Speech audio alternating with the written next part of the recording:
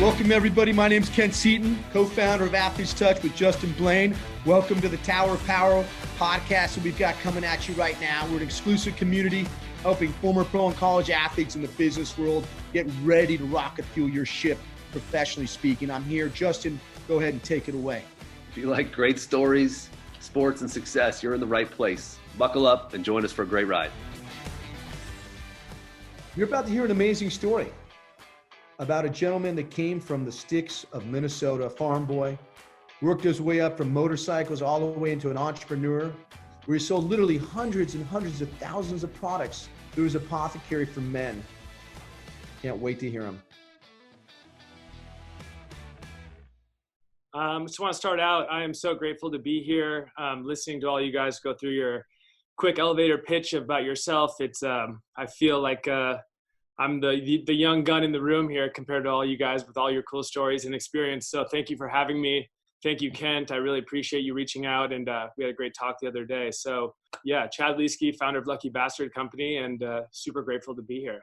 Okay, so Chad, we're going to do this sort of interview style, so I'll sort of cut in. You and I had a chance to chat the other day and found out some really cool stuff about you. But let's just start kind of from the beginning. Tell us about you growing up on a farm. What was that like? It was a small town. And so how did that sort of pave you a little bit as a person? Because I think it's been a big part of you. Yeah, absolutely. It's one of those things that I didn't really appreciate until much later on in my life. But I grew up in a small town, population 910, Henderson, Minnesota. And my dad is a fourth generation farmer of German descent, just the, fresh black soil to grow, really premier products. And that was kind of our family's, all our family knew. So I grew up in that backdropping, but we were 3 miles from the town of 900 people. So it wasn't like we could just hop on our bikes and like go hit the neighborhood jump or whatever, with the boys. It was quite the jaunt, and we couldn't take that mission alone unless we were old enough. So we were really forced to create our own fun out there. Awesome. And so your mom and dad were very sort of proficient, understanding organic stuff, medicine, things like that. Did they distill any of that on you? And how did that sort of relate to sort of your inspiration to come west? Maybe talk a little bit about why you came west and some of that as well. Yeah, it's kind of a two-part answer to that. They both, like I said, my dad was, been a farmer his entire life. And so he's been juicing for 30 years. And like, he was just so ahead of the curve, and he got into organics like way a long time ago. And so we were really instilled in that and kind of like taking the natural approach. And so the journey west, I was the first one to go to college, and I was actually an athlete before snowboarding. I was a basketball player, and I pretty much have spent more time playing basketball than anything else in my life. Lucky Bastard is getting close now. But I went to school at the University of Minnesota Duluth, where I played basketball for a year. And it was a D2 athlete. It wasn't like I was going to the NBA. But in my head, I thought I was, right? And like we all do. And then when I realized that in college, the way that they kind of control you as an athlete, I just wanted more freedom. So snowboarding was that outlet. And I guess long story short, I remember calling my mom freshman year after I couldn't get into the classes I wanted to, because now we had fallen to the bottom of the agenda. And I was like, Mom, I don't want to be here. I don't want to be in Duluth. I don't want to be in Minnesota. I belong in California. But essentially, my parents said that they wouldn't support me unless I got my college degree. And so I finished school. I got a bachelor in fine arts with an emphasis in jewelry making and ceramics and digital design. And I packed up my bags 3 days later, and I drove to California. Got it. So when you got here, what happened? I mean, did you immediately start thinking about business? Were you kind of figuring yourself out a little bit? And how did you start this brand? And maybe give us a little background on that as well. Yeah. So when I got out here, I moved here. I was visiting right before I was getting done with school, because I wanted to lock down a spot or whatever. And if you guys are familiar with Santa Monica, on 6th and Santa Monica, there's a Goodwill. And it was an 8,000 square foot warehouse that it was basically a skate park lair. It was called The Lair. So there was 2 shows that were being filmed, 2 surf shows that were being filmed. There's like 2 sets in this 8,000 square foot warehouse. And I had one of the 5 makeshift bedrooms, and I lived there for a year. And so I was really inspired by all the guys that were living there, and they were doing like action sports broadcasting and doing shows with a lot of the biggest pros. And quickly I just realized, and it seemed very normal, like, oh, of course, this is Los Angeles. Like everyone is cool. And it just felt like a very like inspiring nest for me to land in. And I just took it in full stride. That's awesome. And so maybe you can talk about sort of the first product of Lucky Bastard. I definitely want to know how you came up with the name. So maybe give us a little bit of that background, but also like sort of the bigger picture and vision of your company. Take us through a little bit of that. So like I said, we were designers in school, and we had to create, my brother and I were the two middle of the four. He followed kind of in my footsteps, but we've always, like I kind of mentioned, creating fun and just kind of building stuff and making stuff and whatever, that we both really enjoyed that. And so as we were in design school, we had to do a branding assignment that used our initials to create a mock service or brand just to get us, going to make something. And my brother's initials were LBL. And so Lucky Bastard Lip Balm was formed. And that was kind of like the jump off of like, that's cool. I was always an avid user of a Burt's Bees or a chapstick. It was kind of one of those moments where like we were just waiting to pour our heart and soul and our passion into something that was our own. We were both doing branding work for other people, Red Bull or ESPN or whoever it may be. And after that class, that concept, it kind of just sat dormant for a little bit. And on our way home from Mammoth, we're like, hey, let's work for ourselves, like let's do that big, stereotypical entrepreneur. Like when we called our parents, we're like, hey, we want to do this. We knew that if we wanted to make a lip balm of all things for men and make it cool, it had to work. I was like, if I'm going to put my name behind a lip balm of all things, it's got to be very, very legit. So what we do, we started infusing oils. Our parents kind of like, kind of held our hand through this experience and saying, this could be great for healing. This would be great for protection. This is great from the sun, yada, yada. And that was the first product we made, was the lip balm. And that formula that we came up with is still the one that we use today. With that being said, we created the formula because we knew that if we, went out and got someone to make a 19-cent lip balm with our label on it, there was no longevity in the brand. And so we were hand pouring these lip balms, and I've hand poured over 250,000 lip balms. As the orders would come in, we would just keep going, and like we had no choice. At the time, as we were scaling it, there was no other option. And I mean, we did a Kickstarter video that we raised like 60 grand, and that kind of jump started us into the trade show circuit. And then we started getting into bigger locations, and then entered into the big box realm. And at that point, we knew that we had to find someone else because we couldn't sit and hand pour, all of this product. Yeah, that's pretty amazing. So you literally were hand pouring, and now you've gone to a true operation. And just, briefly talk about that transition, maybe some of the growing pains, even some personal things that you needed to overcome, for that to kind of flourish. Yeah, well, and it kind of goes back to what we were talking about a little bit earlier, is that, I was an artist at heart. I'm super grateful for how it all unfolded, but it quickly escalated into something much more. And so as we were pouring them, we just knew that if we were selling and we sell our lip balms for like $6 to $8 a piece. But with that being said, I mean, if you want to make $1 million in sales, you got to sell a lot of lip balms. And we quickly realized that we needed to get some help. And so we ended up finding a contract manufacturer, actually, that I was looking at the bottom of one of our lip balm tubes just because I was trying to cut costs. And on the bottom of the tube, made in Chaska, Minnesota, which is 20 minutes from where I'm from. And I knew they were made in the US because I wanted to support local, containers and stuff. And I called them. I said, hey, I'm a Minnesota boy, and I am running a lip balm company of all things in LA. I need to place an order directly so I can save some money. And so they dropped off 2 pallets full of lip balm tubes that I filled. And then essentially she was like, we run a state-of-the-art facility where we could fill these for you. And that was a real breaking point for us, is because, it was a trusted place that we had worked with before. It's in our hometown, our home state, close. And so then we started scaling, and we were able to get, lip balms 100,000 at a time. That's awesome. Pretty amazing. Small town story in a weird way, right? The world circles around again and again. That's incredible.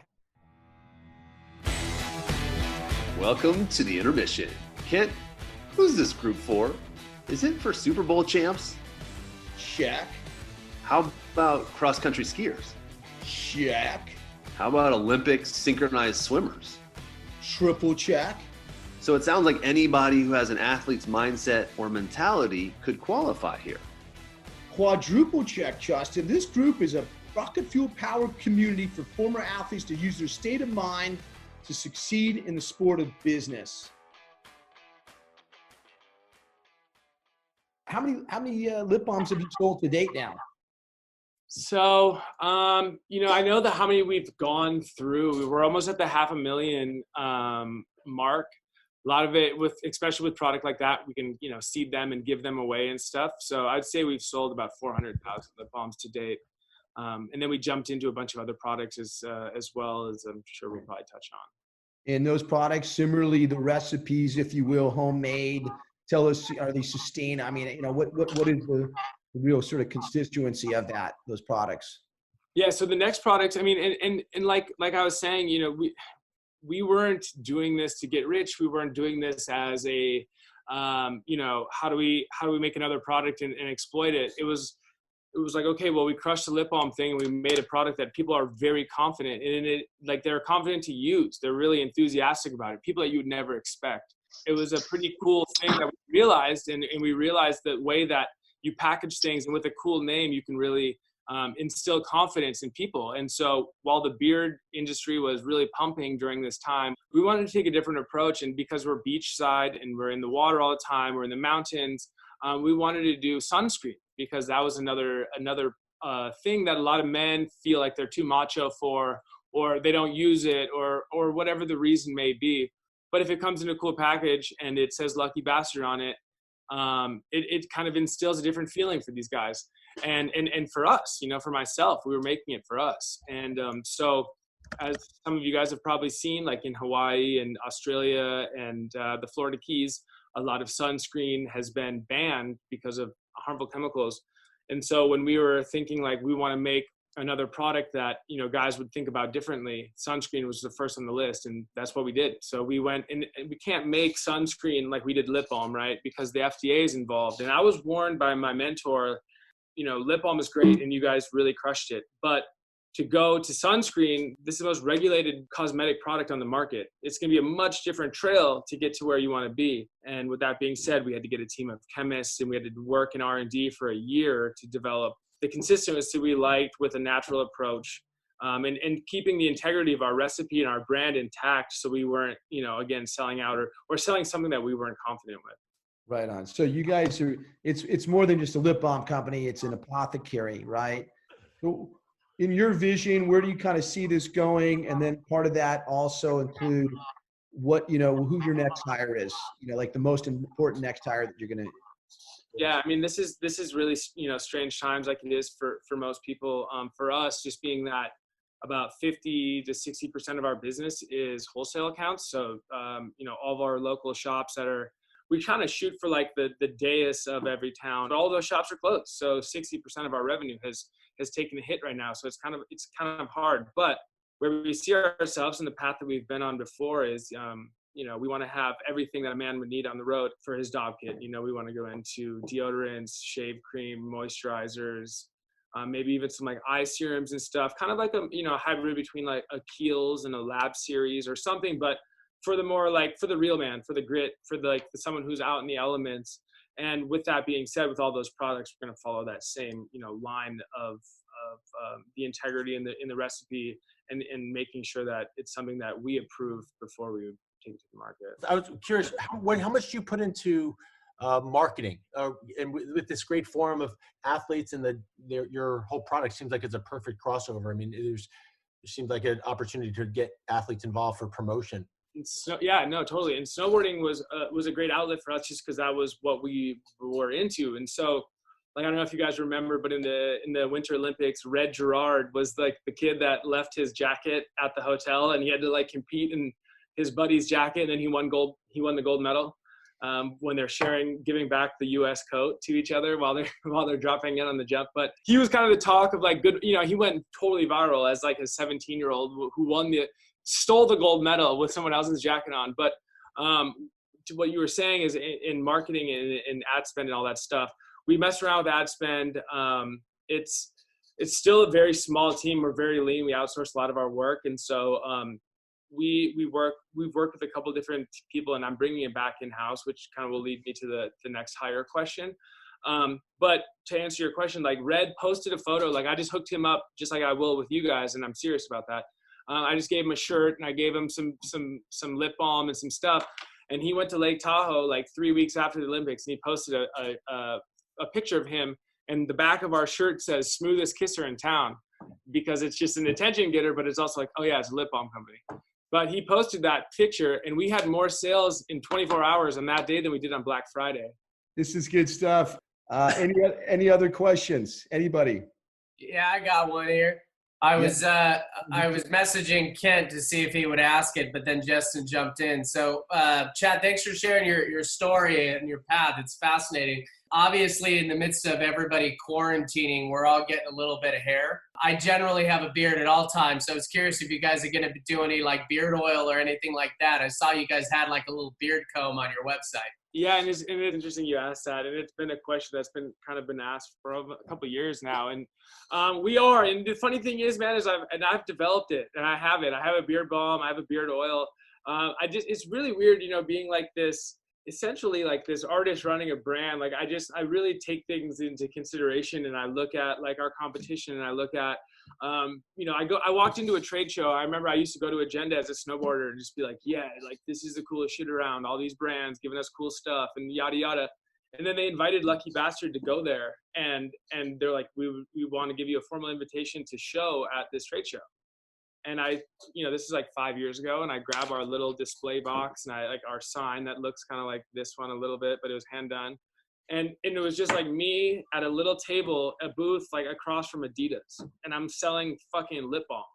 And I was just like, this is crazy. Like I felt like, is this all right? Like, am I going to make it out of this alive? Like, I feel like my buddies are going to laugh me out of the room if they see me here.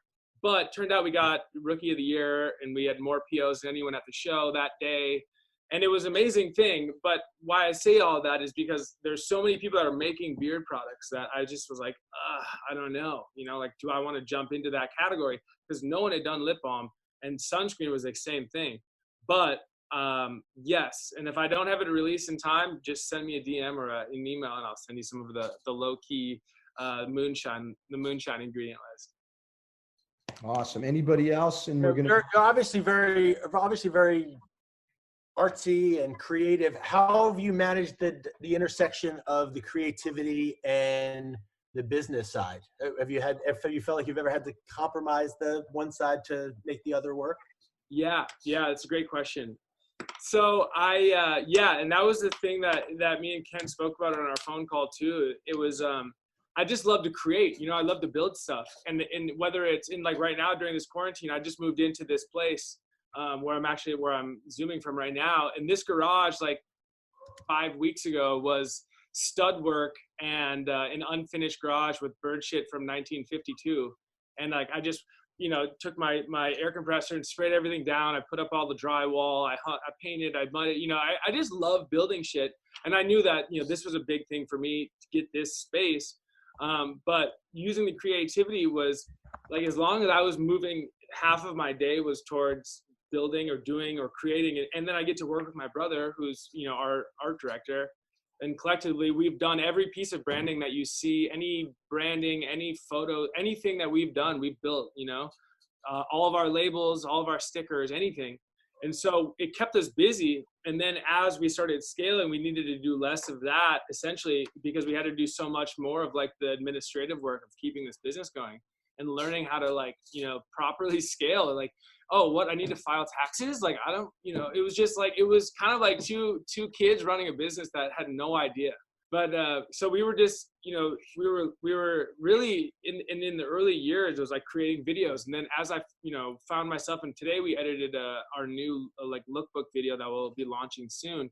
But, I'm even doing that. And I produced the whole video shoot and came up with all that stuff. So it's basically this whole brand has been a way for me to pour all of my creative juices into a company. And it's just so funny that the end product is men's skincare. I would have never imagined me like hustling lip balm as a 30-year-old man, but here I am, and I'm really enjoying it.